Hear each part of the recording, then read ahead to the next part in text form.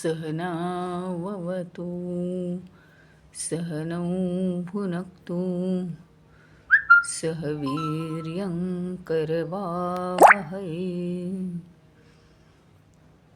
तेजस्विनावधीतमस्तु मा विद्विषावहै।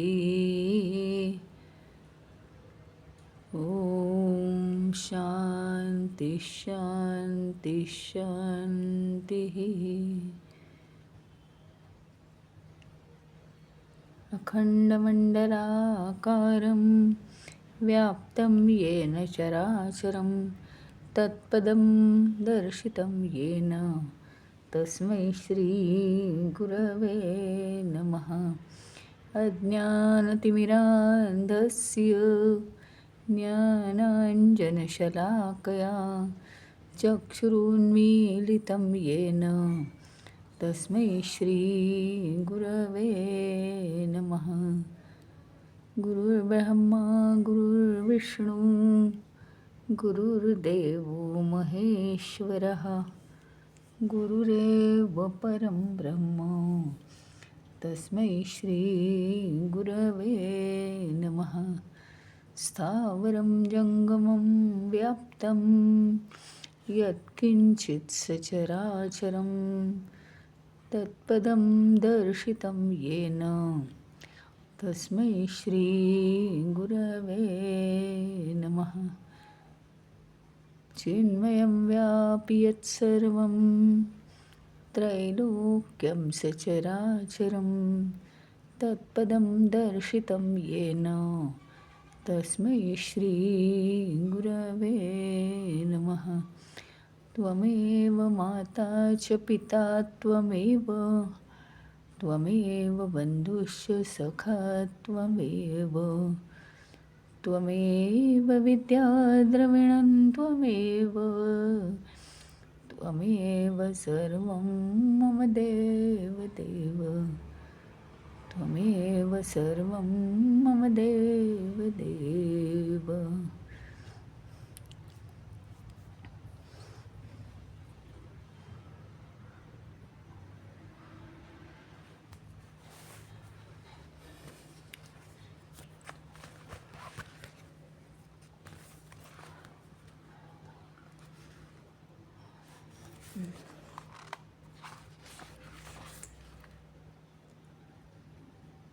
असं सांगतायत आता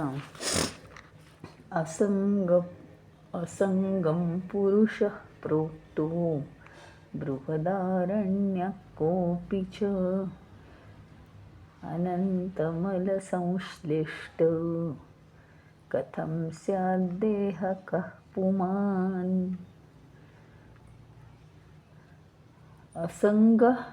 असंगम पुरुषः प्रोक्तः सांगितलं आहे कुठे? बृहदारण्यकोपीच बृहदारण्यकोपनिषदात असं म्हटलं आहे की पुरुष म्हणजे आत्मतत्व आणि ते संपूर्णरित्या असंग आहे। असंग याचा अर्थ ज्याला संग नाही तो, सखोल अर्थ आहे त्याचा। अनंत मलसंश्लिष्ट, अनेक प्रकारच्या मळांनी युक्त असं शरीर। कथम स्यात् देहकः पुमान्, हे कसं काय पुरुष असू शकेल?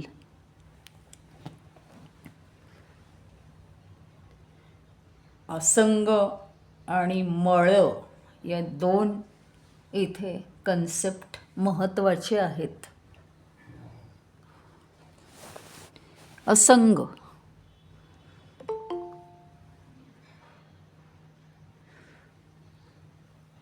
संग कशाचाही होत नाही. म्हणजे आपण म्हणतो ना की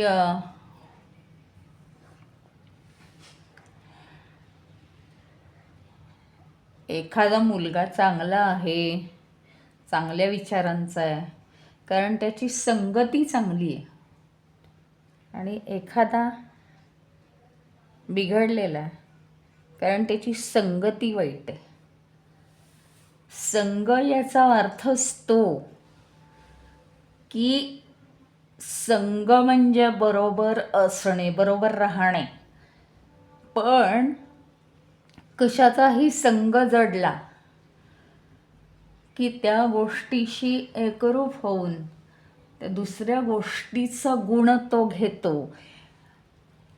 दुसऱ्याचा कोणताही गुण एका गोष्टीने घेतला की तो काय झाला माहिती आहे?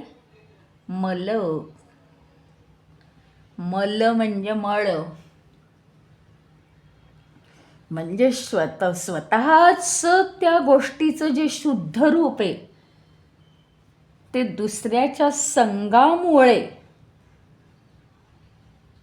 ते शुद्ध रूप हे शुद्ध राहिलं नाही. उदाहरणार्थ साधी गोष्ट आहे, सरबत.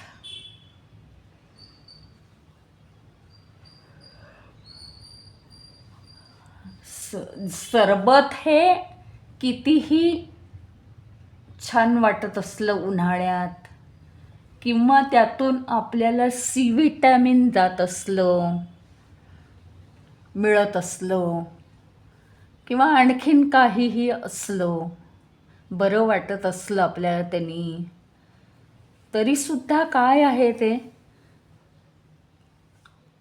पाणी मळलं ना, म्हणजे सरबतामुळे, लिंबू पिळल्यामुळे पाणी जे स्वतः शुद्ध होतं, साखर टाकल्यावर भलेही पाणी गोड झालं, लिंबू टाकल्यावर भलेही पाणी आंबट झालं, त्याचा अर्थ एवढा आहे की ते पाणी मलिन झालं.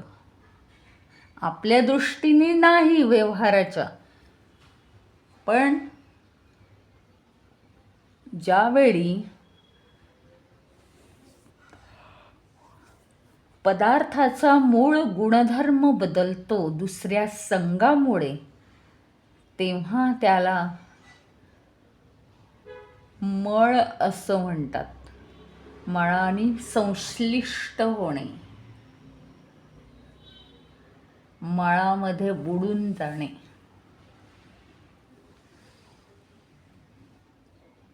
हे आहे मळ. आता तुम्हाला जर का म्हटलं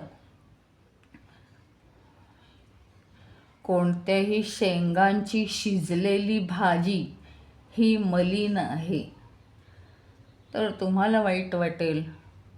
अशी कशी मलिन? आम्ही तर स्वच्छ धुवून शिजायला टाकतो. मुळात जो भाजीचा गुण आहे किंवा भाजीचा एक हिरवा रंग आहे, शिजवल्यानंतर त्याचा तो रंग जातो.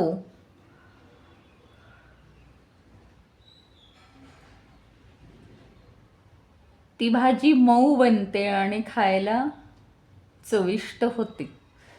हे जरी असलं, उपयोगाची झाली भाजी, पण मुळात तिचं रूप बदललं आणि ती मलिन झाली. आता समजला अर्थ मलिन. आता गंमत आहे दोन गोष्टींमध्ये की हे आत्मतत्व जे आहे, म्हणजे त्याची पॉवर काय आहे हे दाखवलेलं आहे बरं का.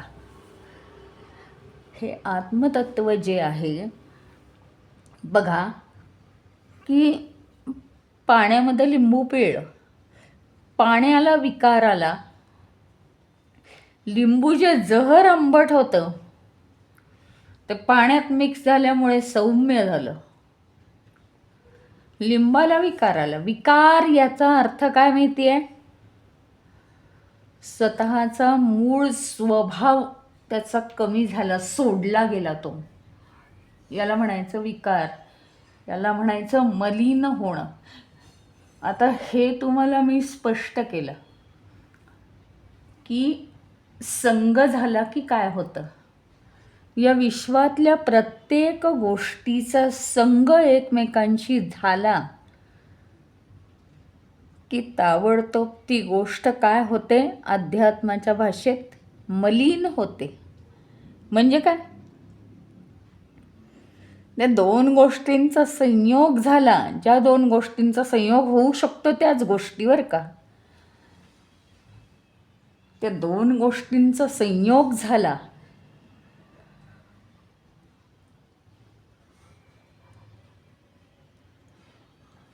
त्या गोष्टी एकमेकांशी एकरूप झाल्या की त्या गोष्टी काय होतात, मलिन होतात. मलिन होतात याचा अर्थ स्वतःचे गुण कमी करतात. दोघंही एकमेकांचे गुण घेतात, त्याला म्हणायचं मलिन होणे. या विश्वातली प्रत्येक गोष्ट अशी आहे. तरी मी मुद्दाम सांगते आहे, खास करून जे एकमेकांमध्ये पूर्णपणे मिसळतात त्या गोष्टींचं सांगते आहे मी. स्वच्छ दगड धुवून पाण्यात ठेवल्यावर त्याचं काहीही होत नाही. स्वच्छ दगड धुवून पाण्यात ठेवला तर पाणी खराब होत नाही आणि दगडावर काहीही परिणाम होत नाही पाण्याचा. पण ज्या दोन गोष्टी एकमेकांशी संयोग पावून एकमेकांमध्ये एकरूप होतात, या विश्वामध्ये सगळ्या गोष्टी या अशाच आहेत. एकमेकांशी संयोग पावल्या की स्वतःचे गुण सोडतात, कमी होतात त्यांचे गुण, आणि त्याला म्हणायचं काय, संग झाल्यामुळे मलिन होणं. मलिन म्हणजे स्वतःचा गुण सोडून देणं.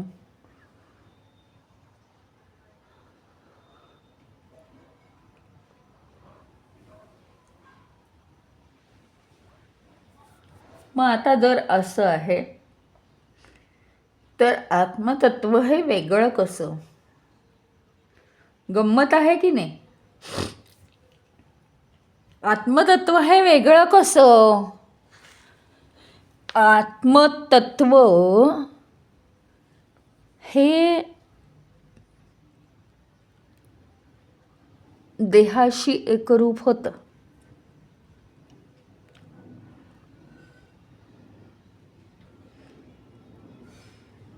आत्मतत्वाला एकरूप होता येतं आणि तरीही त्याला संग होत नाही. काय आहे गंमत की आपल्याला भास होतो, आपल्याला भास होतो. आत्मतत्वाला संग होत नाही. आत्मतत्वाला कसलाही संग होत नाही आणि तरीही ते इथल्या प्रत्येक गोष्टीशी एकरूप होतं. प्रत्येक गोष्टींचा विचार केला तर इथल्या सगळ्या गोष्टी प्रकाशित करत असल्यामुळे सजीव, निर्जीव, वस्तू, व्यक्ती, घटना सगळ्यांना आत्मतत्व प्रकाशित करतं. ह्याचा अर्थ सगळ्यांशी संयोग पावतं आणि तरीही ते संगरहित असतं, त्याच्यावर परिणाम होत नाही कसलाही.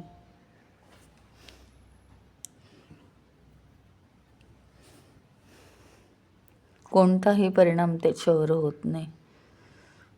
त्याचप्रमाणे ते देहाशी एकरूप होतं आणि आत्मतत्व हे देहामध्ये असल्यामुळे ते म्हणजे आत्ता इथे आपण नेहमी काय शिकतो की आत्मतत्वामध्येच ही सगळी देह आहेत, पण आत्ता इथे आपण शिकतो आहोत की देहाच्या आत आणि बाहेर ते आहेच, पण आतमध्ये असलेलं जे आत्मतत्व आहे ते देहाच्या आत असल्यामुळेच आपण कार्यरत राहू शकतो.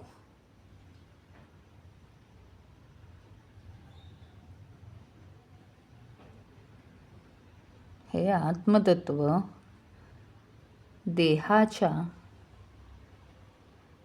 आतमध्ये असल्यामुळेच आपण कार्यरत राहू शकतो. मनाच्या आतमध्ये असल्यामुळेच योग्य विचारांना चालना मिळून आपण ती कार्य करतो. योग्य विचारांमध्ये विवेक मिसळून आपण ती कार्य करतो. आत्मतत्व हे शरीर मन बुद्धीशी एकरूप होतं. इतकं सगळं जरी असलं तरी ते संगरहित असतं. म्हणजे शरीर दुःख भोगतं, आत्मतत्व दुःख भोगत नाही. दुःख म्हणजे शरीराला जे यातना होतात ते भोगतं. मन आपल्या विचारांमुळे वृत्तींमुळे दुःख भोगतं, सुख भोगतं. त्याप्रमाणे आत्मतत्व भोगत नाही. म्हणजे आपल्याला म्हणून तर ही ट्रिक सांगितली आहे, तू आत्मतत्व होऊन जा म्हणजे काहीच भोगावं लागणार नाही.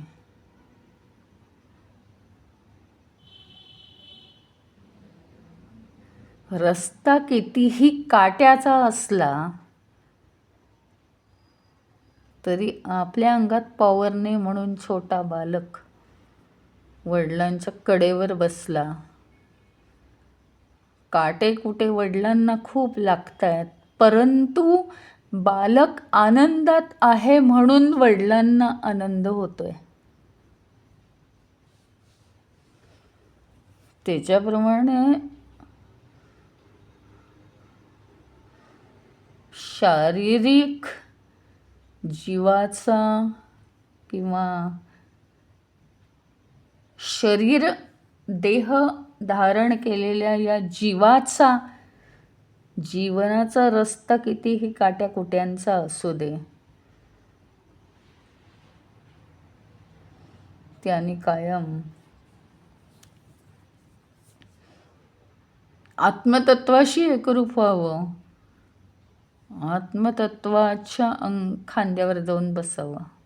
त्याला काहीच काटे लागणार नाहीत.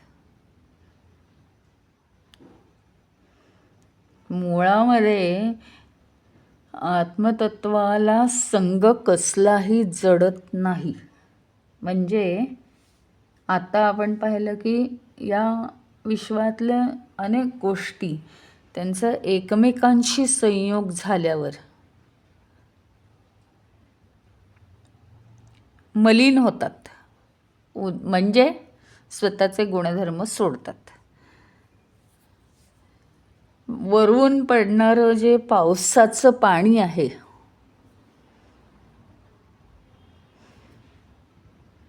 तुम्हाला हा कधी प्रश्न पडलाय का? सायन्स आहे याच्यात.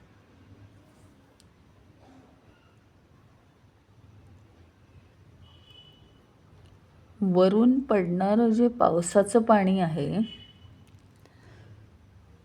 ते आधी पावसाचं पाणी तयार होण्याच्या आधी त्याचे जे ढग बनतात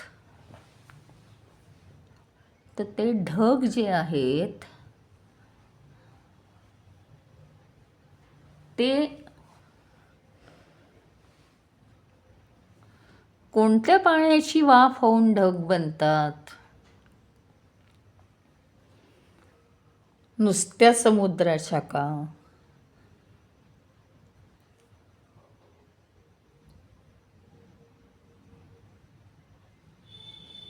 सगळंच आलं ना. समुद्र आलं, नद्या आल्या, विहिरी आल्या, ओढे आले, डबकी आली.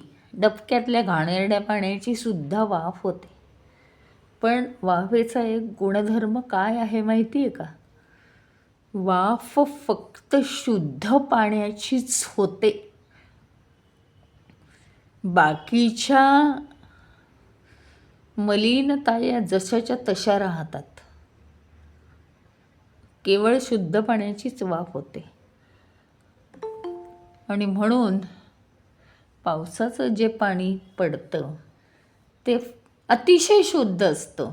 मात्र ते ज्याच्यात पडतं त्याच्याशी पुन्हा संयोग होऊन ते मलिन होतं. जमिनीवर पडलं, मळकट फरशीवर पडलं, डबक्यात पडलं, पण तेच गोड्या पाण्याच्या नदीत पडलं पावसाचं पाणी अजून शुद्ध राहतं. पावसाचं पाणी डायरेक्ट गोळा करून प्यायलं तरी चालतं, पण शुद्ध पावसाचं, झाडावरून पडणारं वगैरे नाही. जिथे झाड नाही आहे, छप्र नाही आहेत, काही नाही आहे, तिथे जाऊन ते ग्राउंडमध्ये ठेवायच्या बादल्या आणि बघायचं किती शुद्ध पाणी आहे. तुरटी लावली तरी काही नाही, असं शुद्ध पाणी. हे उदाहरण एवढ्यासाठी दिलं. त्या वाफेला, ती वाफ या पृथ्वीवरच्या सगळ्या शुद्ध आणि सगळ्या गढूळ पाण्यांची ती वाफ होते. तरी सुद्धा इतका घाणेरड्या पाण्यांचा संघ असून सुद्धा ते वाफेत फरक पडत नाही.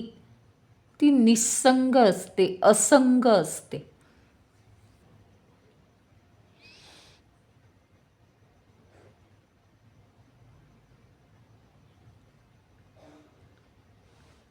गढूळ पाण्याचा वाफेवर परिणाम होत नाही आणि वाफ ही कधी मलिन होत नाही. आणि म्हणून पावसाचं पडणारं पाणी हे शुद्ध असतं. त्याप्रमाणे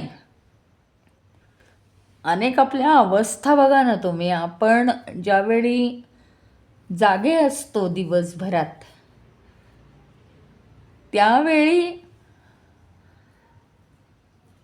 जाग असतानाचे जे विषय आहेत ते सगळे हा परमात्मा, आत्मतत्व प्रकाशित करतं. प्रकाशित करण्यासाठी जणू काही ते आपल्याशी एकरूप होऊन जातं. या देहाकडून कार्य करून घेण्यासाठी जागृत अवस्थेमध्ये सगळे आपले व्यवहार ते प्रकाशित करत असतं. पण तरी चांगले व्यवहार, वाईट व्यवहार, मनाला लागणारे व्यवहार किंवा दुःखद व्यवहार, सुखद व्यवहार, फायद्याचे तोट्याचे व्यवहार, असं काही असू दे, आत्मतत्वामध्ये फरक होत नाही.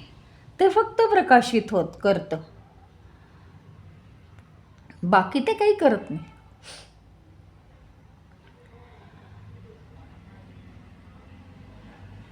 फक्त प्रकाशित करतं, त्यावर कसलाही परिणाम होत नाही. त्यावेळी ते फक्त जागृत अभिमानी आत्मा बनतं असं आपण म्हणायचं, पण ते काहीच बनत नाही. म्हणजे जागृत अवस्थेत तो जो आत्मा असतो आपल्याबरोबर, जागृत अवस्थेचा अभिमान असलेला आत्मा, जागृत अभिमानी आत्मा. अभिमान म्हणजे काय? फक्त तो देह जागृत अवस्थेत असताना तो देहाला साथ देतो. तो तर कायम 24 तास देतो. मग देह स्वप्नावस्थेत म्हणजे मन जागं आहे, बाकी सगळे झोपलेलेत. मन जागं आहे. अशा अवस्थेत तो काय करतो?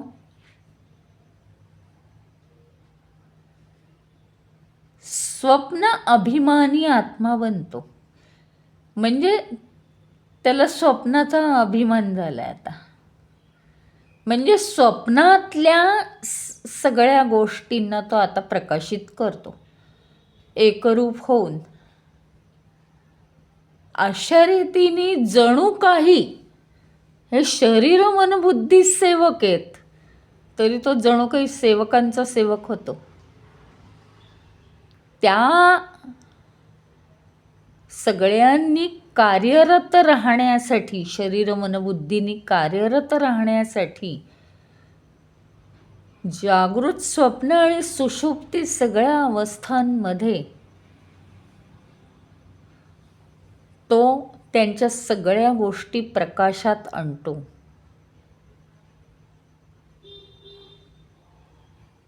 सगळ्या गोष्टी तो प्रकाशात आणतो.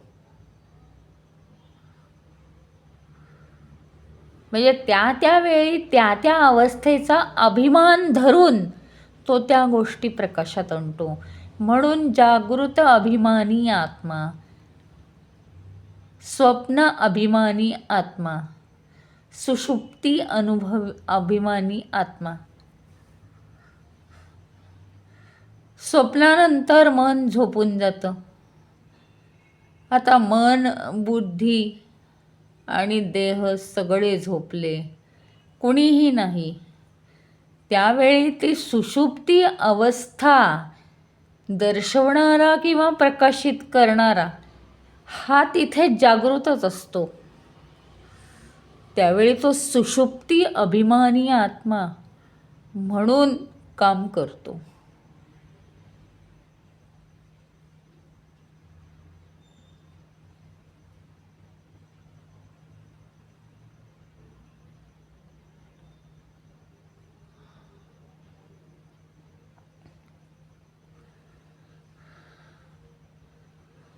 त्याच्यामुळे कुठल्याही अवस्थेत असू दे, देहामध्ये तर मळ आहे आपल्याला माहिती आहे. रक्त, मांस हा सगळा मळच आहे. मनामध्ये षड्विकारांनी युक्त अशा वाईट विचारांचा मळच आहे.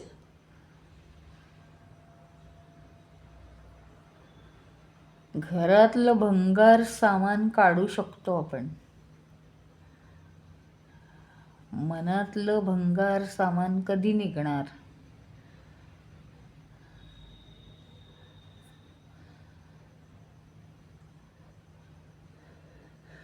त्यामुळे मन सुद्धा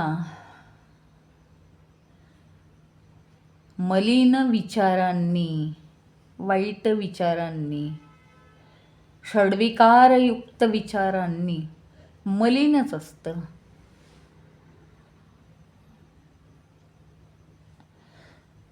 मल संश्लिष्ट देह नुसता म्हटला की देह, मन, बुद्धी, चित्त, अहंकार सगळं संश्लिष्ट, मल संश्लिष्ट झालं, मळानी भरलेलं झालं.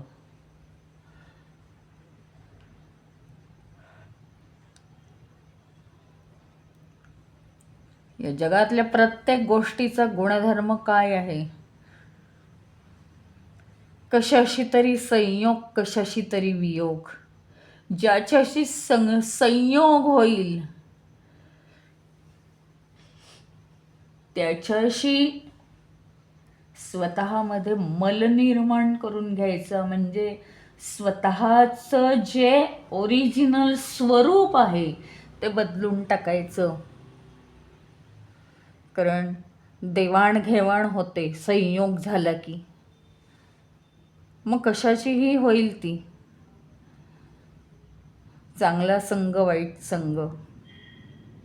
अशी आपण नावं देतो.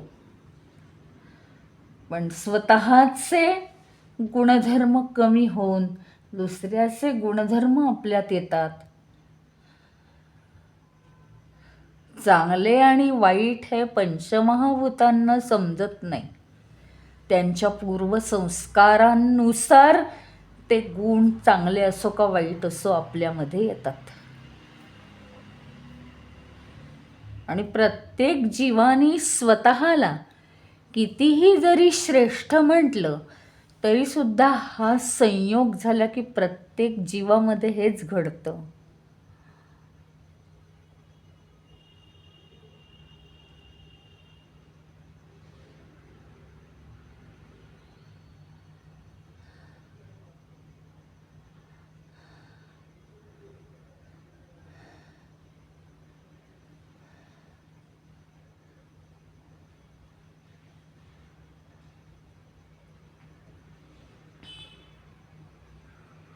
सगळ्यात महत्त्वाची गोष्ट आहे.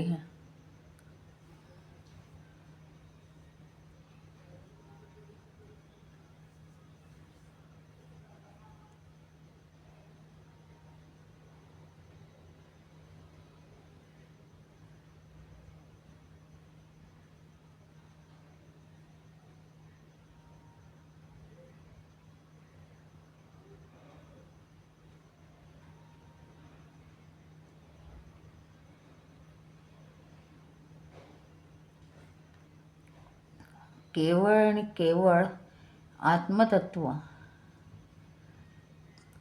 सगळ्यांबरोबर आहे आणि तरीही त्याला कशाचाही संग होत नाही. हे त्याचं वैशिष्ट्य आहे.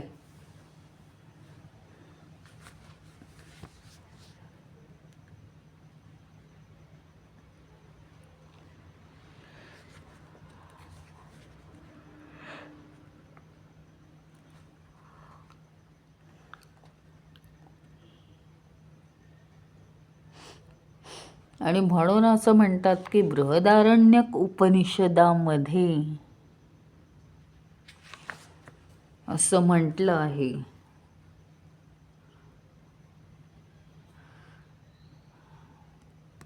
की हे जे मळानी युक्त असलेलं हे जे शरीर मनबुद्धी आहे असा हा देह, शरीर मनबुद्धीनी युक्त असलेला असा हा देह कसा काय पुरुष होणार, कसा काय तो आत्मतत्व म्हणून म्हणता येईल त्याला.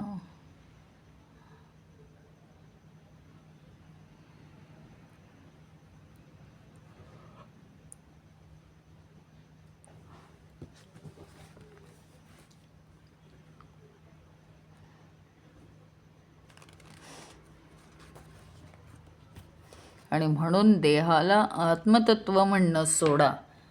मग नाही म्हणत आम्ही देहाला देव म्हणू, आत्मतत्वाला आत्मतत्व म्हणू आणि आम्ही तिसरे वेगळेच, असं नाही. देहाला आत्मतत्व म्हणणं सोडा म्हणजे आत्मतत्व म्हणजे मी आहे म्हणून देह म्हणजे मी होऊ शकत नाही हे पक्क करा.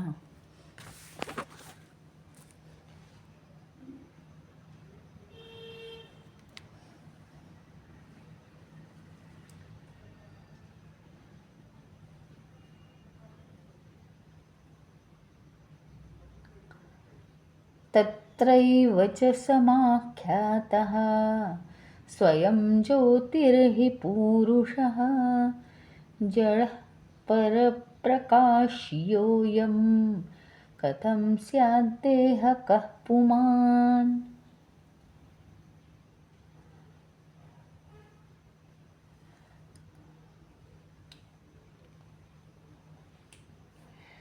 हा जो देव परमात्मा आहे हा मुळातच स्वतः स्वयंप्रकाशी, म्हणजे सूर्य कसा आहेच ना स्वयंप्रकाशी.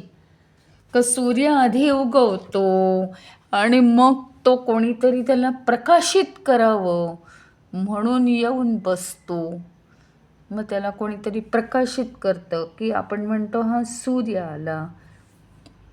असं काही होतं का? नाही. तो स्वतः स्वयंप्रकाशी आहे.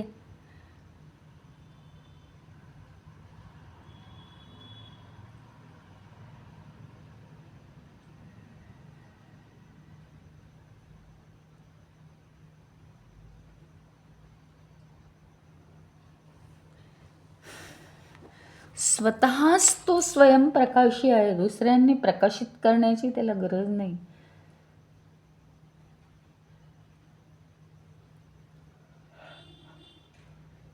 मग ज्याला प्रकाशित करण्याची गरज आहे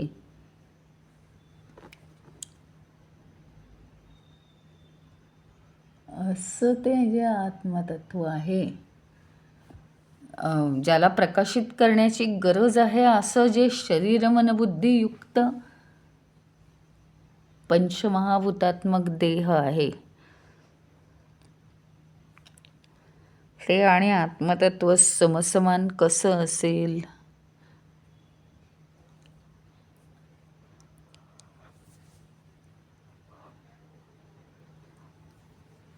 आचार्यांनी अतिशय बारकाव्याने एक एक गोष्ट आपल्या समोर ठेवून असा विचार करत गेल्यानंतर आपलं मेडिटेशन अगदी अतिशय सुंदर होऊ शकतं रात्री.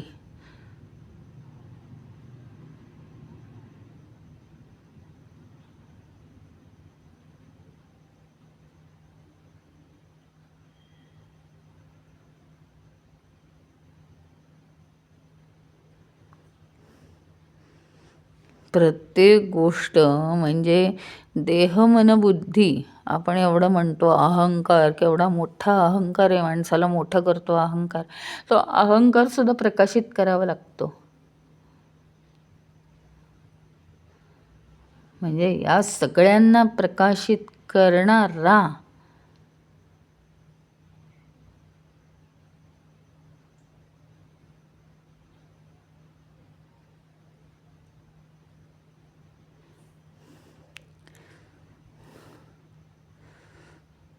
जर स्वयंप्रकाशी आहे आत्मतत्व, तर ज्या गोष्टींना प्रकाशित करण्याची गरज आहे अशा शरीर मन बुद्धी ह्या आत्मतत्व होतीलच कशामुळे? आत्मतत्वाला कोणी प्रकाशित करण्याची गरज नाही, ते स्वयंप्रकाशी आहे. पण शरीराला प्रकाशित केल्याशिवाय शरीर चालत नाही, मनाला प्रकाशित केल्याशिवाय मन चालत नाही. मग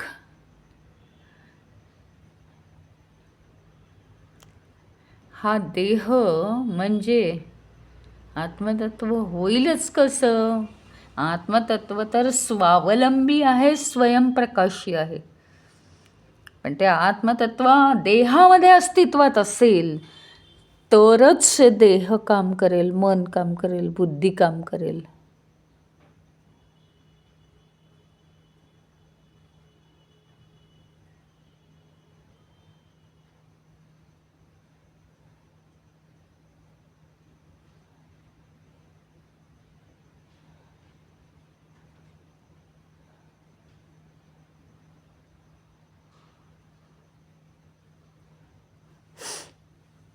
हा फरक सांगितलेला आहे त्यांनी दोन गोष्टींमधला. म्हणजे इतका जर ठळक फरक आहे तरीसुद्धा तुम्ही म्हणणार आहात का देहाला आत्मतत्व म्हणणार आहात का तुम्ही? तर म्हणू शकत नाही शहाणा मनुष्य, असं त्यांचं म्हणणं आहे.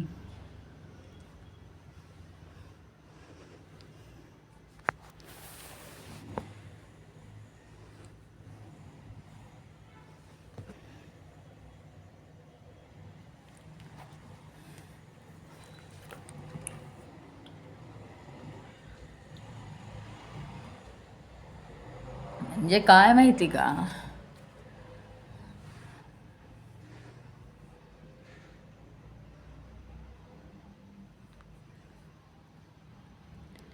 एक मेणबत्ती लावली आणि सगळ्या प्रकारचे वेगवेगळे वेगवेगळे मेणाचे दिवे, तेलाचे दिवे, तुपाचे दिवे, सगळ्या प्रकारचे दिवे ते मेणबत्तीवर लावले.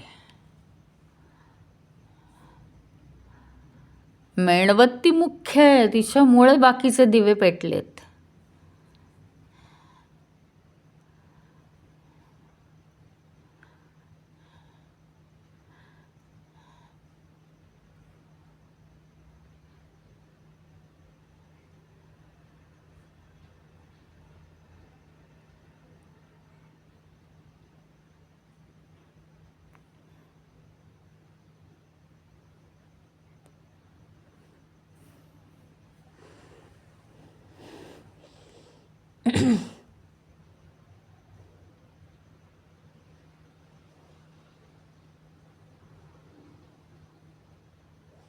या सगळ्या गोष्टींचा बारीक विचार करून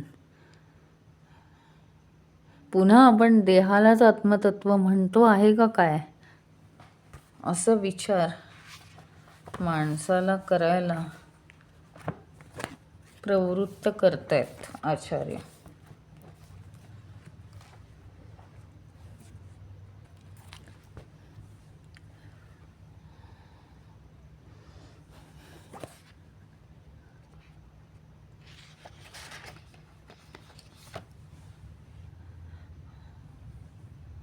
या श्लोकांवर मनन करा. पुढचा भाग उद्या घेऊया.